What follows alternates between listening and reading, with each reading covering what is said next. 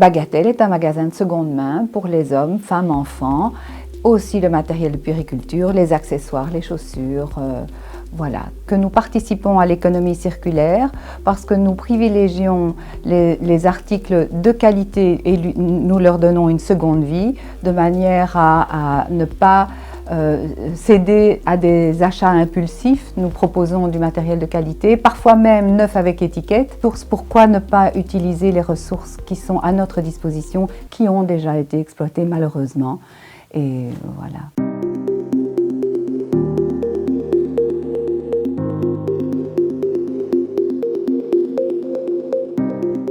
Donc c'est une ressourcerie, on va collecter des biens chez les habitants en parc à conteneurs, on les trie, certains on les répare comme les gros blancs et on va les remettre en vente dans nos deux magasins, donc à Tubize et à Genappe en Brabant wallon. Le principe de l'économie circulaire, c'est de faire en sorte qu'on fait d'un déchet une ressource première. Et l'idée, c'est justement d'aller limiter l'impact sur les matières premières qu'on pourrait aller exploiter sous terre, parce que principalement elles se trouvent sous terre, pour produire. Je crois qu'il n'y a pas tellement de meilleur exemple qu'une ressourcerie pour situer l'économie circulaire, dans le sens où l'objectif, c'est de réinsérer tous les déchets possibles.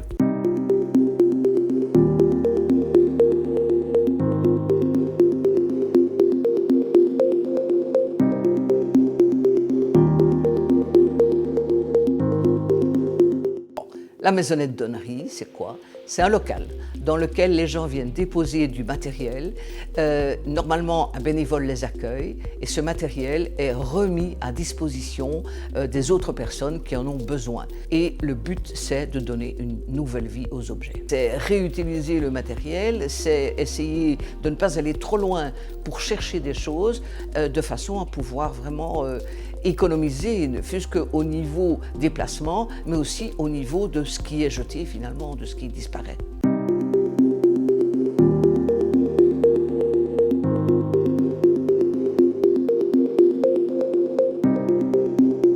Et donc c'est un échange de vêtements. L'idée c'est que les personnes amènent des vêtements, des pièces, et repartent avec des tickets qui correspondent au nombre de pièces qu'ils ont amenées et peuvent repartir avec le nombre de pièces qui sont venues.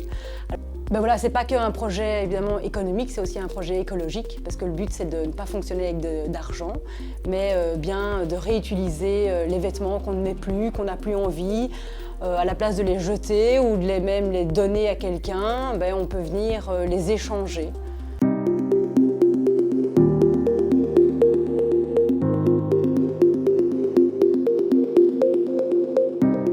Donc le Repair Café, c'est un endroit où les gens viennent pour réparer, enfin on essaye de réparer du petit électroménager ou du petit électronique. Avec une particularité sur Ixensart, on est aussi une couturière où les gens viennent aussi forcément pour tout ce qui est raccommodage et problèmes d'ourlets en tout genre.